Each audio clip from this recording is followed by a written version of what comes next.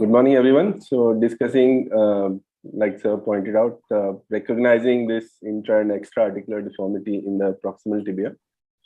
So this 27-year-old male comes with a varus deformity, and it was first noticed by parents at age 2 years. They were in regular follow-up, but they were advised to wait for a little longer and see how the deformity progresses and get it corrected later. Now, just a year before presentation, he had a fall and sustained an ACL injury, for which the left knee was operated. These were the X-rays at 12 years age. Pointing out to this over here is the varus and this small medial condyle depression which is forming. So whether this is a sort of lesser form of a Blount's or adolescent tibia vara is a matter to be discussed. So he had varus thrust. He also had shortening of 4 centimeters. No sagittal deformities. Range was full. No obvious laxity on clinical examination. The thigh foot axis was 5 degrees internal, which is just a little sort of more than the usual normal side, which was 5 degrees external. So here we can appreciate the severe varus on the right side. Notice the thrust pointed out by the orange arrow. So with each step, he was just drifting into more varus. So this was dynamic as well as static varus. On the full length X-rays, the tibia would sublux laterally. The X-ray onto the left, this is pointing, this is a valgus stress view, is showing the depression in the medial condyle. And the right side X-ray is pretty normal. No sagittal deformities. On analysis, malalignment test, the MPTA was 67. Rest all other parameters were fine. Shortening, as we said, was 4 centimeters. So what are the options now? So the plan was to do a fixator-assisted correction of the varus and lengthening and deal with the intra-articular deformity later if at all the thrust continues after the correction. So routine application of the frame. The plan was to do a 6-axis ortho SUV assisted correction. Those are the post-op X-rays. Notice the proximal ring was applied a little higher so that the osteotomy can be closer to the cora. Just pointing out to the cora, which was at this level, so we can reduce the amount of translation needed at the. This is MUDEF classification for the application of the frame described by Leonid. Each bone is divided into 8 levels. We add 0 and 9 for the articular surfaces. So fixed 160 ring was used. This was a hefty, tall boy. So we wanted the ring to be as small as possible. The 180 ring was coming out too big. So we used a 160 ring. And these are the various elements which have been fixed at the wires and the shank screws. The 6-axis device. And we started with the program after 7 days of latent period. So I did for the length as well as the correction of the varus. And then 2 weeks later, he presents with a broken strut. So which was then, whatever correction was achieved, he had lost it again. Some amount of translation is seen here. So jacks were applied, fresh strut change was done. We continued with the program. At 1.5 months, program has been continuing, but the ring has started deforming.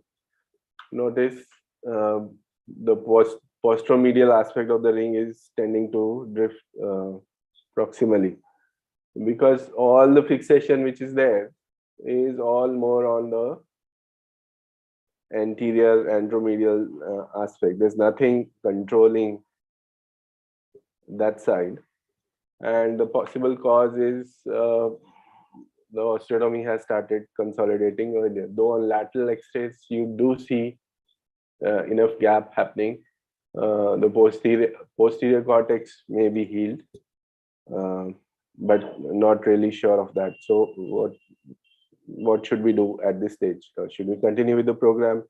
He's not corrected. He still needs length to be achieved. The ring may deform further.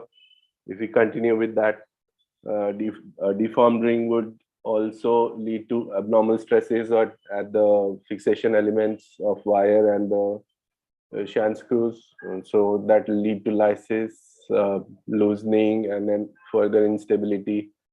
So we decided to wait and give it a couple of weeks rest, allow weight bearing to let that osteotomy consolidate a little further, and then do a re-osteotomy a little lower down and add a fibular osteotomy to continue with the further correction. So what we did is we slid in another dummy ring, which was connected to the original ring with these hexagonal sockets to add strength to that ring. And the 6-axis device was now connected to both the rings, and no further additional fixations was done in terms of any wires or shank screws. And osteotomy was done slightly lower to the earlier level. So this was the earlier osteotomy which was done and consolidation was happening. This is the lower osteotomy, fresh osteotomy, and a further correction program made. And at 2 months, 2 weeks, and 3 months, now he's fully corrected.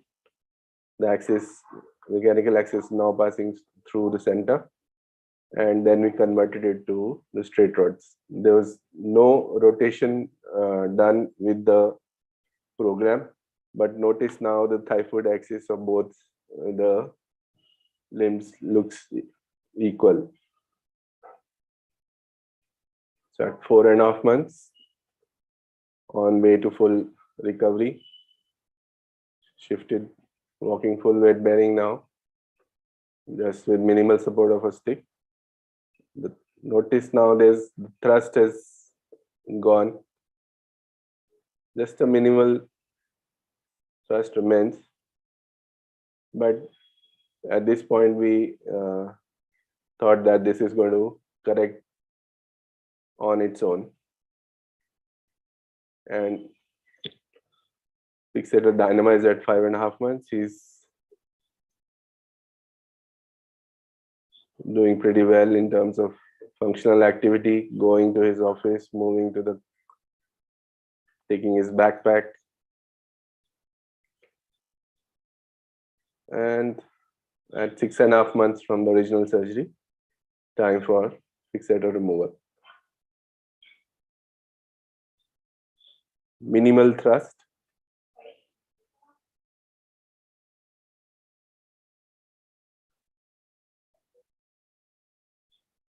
Both the osteotomies have healed well. Fixator is removed, continues to recover his range of knee movement. There was mild equinus, which he was continuing to stretch. And at 11 months, these are the stress X-rays, the varus stress view and the valgus stress view. Valgus stress view is showing that depression, but it's not opening as much as it was earlier. And notice now there's no real subluxation happening as well.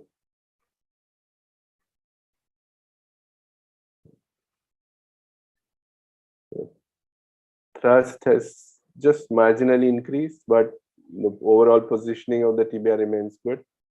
So we continue to wait and watch to see what happens for that. The stress view again here is showing now lateral side opening on a varus thrust, which would then mean that this is only going to get increased further. Functionally is pretty well now.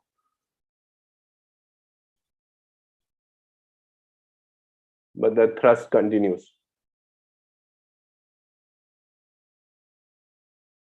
And a full length X-ray done at that time shows now what we had corrected initially, the HK to 180 is now again tending to drift towards varus. Though the bony angles are fine. The gate study proves the varus thrust and the varus moment. On the full length X-ray now, that subluxation has recurred. So we decided that we will go ahead and do an elevation of the medial condyle. This is an intra-op CM check of the varus and valgus. Notice that with the varus, the tibia is subluxing laterally. And with the valgus, it is getting repositioned. So we went ahead with a TCVO kind of procedure. This is an anterior midline incision, larger skin incision, but minimally invasive inside. Just going with the parapatellar portion and elevating the medial soft tissues as a sleeve. And mark your osteotomy with the drill holes and trying to just reach the posterior cortex and breaking it with the osteotomy.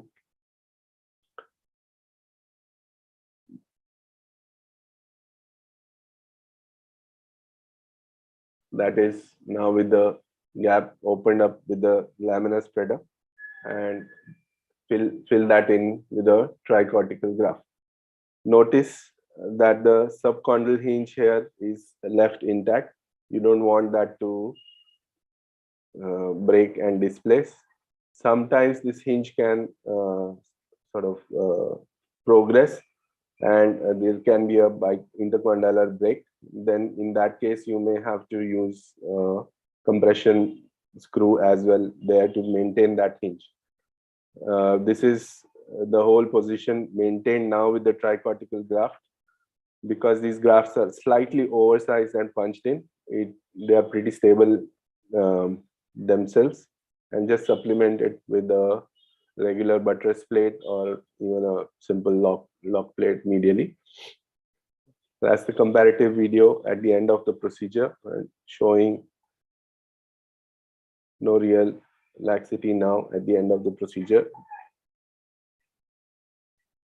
A comparison of the varus stress views at the end of after 3 months once the healing is done.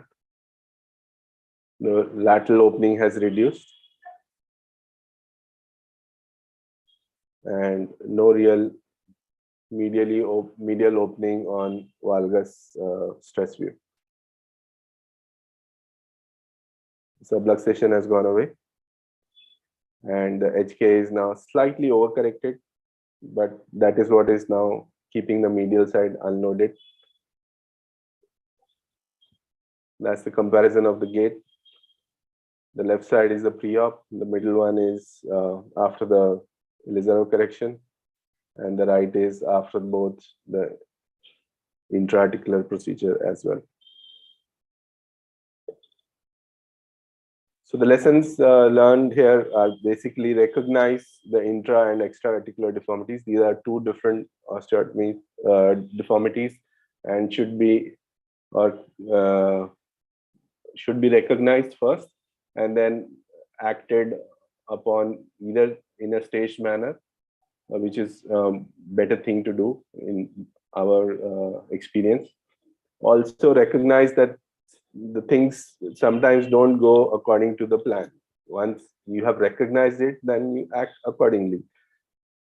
The early consolidation possible causes are the most common would be an incomplete osteotomy, instability in the fixator, whether the wires were not tensioned fully.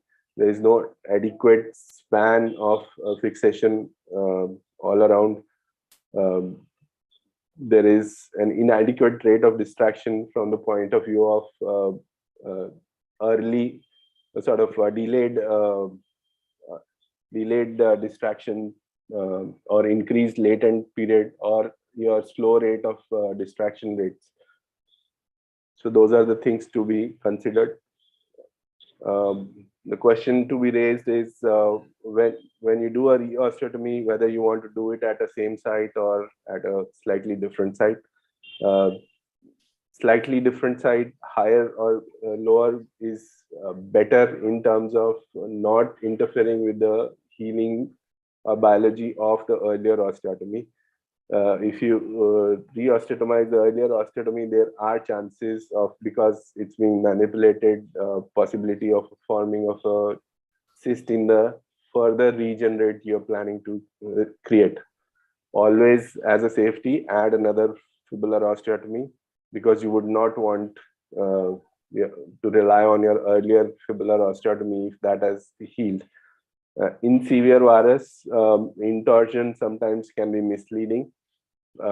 We generally tend to reconfirm the intorsion with CT rotational profile, and oftentimes we will elect to not correct the intorsion and leave it till the end of our correction of the varus, and then if the intorsion still remains, we will correct it gradually with the fixator. All the while maintaining functional activity, especially even in the cases of hiccups, is important for your uneventful healing of the region rate. For the intra-articular portion, TCVO midline approach, this is adequate skin incision is important. Not too much retraction, and respecting the soft tissue there will prevent any soft tissue necrosis or undue tension on the medial skin flaps. Be minimally invasive inside, but do a thorough job. Maintain the subchondral hinge. The end point of correction is basically you're obliterating the medial joint and joint space, and checking for you with the laminar spreader. We open a little, check for the stability in extension. Again, if required, you open a little more. Do a gradually opening of the laminar spreader. Do not be over enthusiastic and correct too much. You will tend to break the hinge. Support the open portion with the tricortical strut graft, and then add a supplemental fixation as required. Thank you so much. Thank you.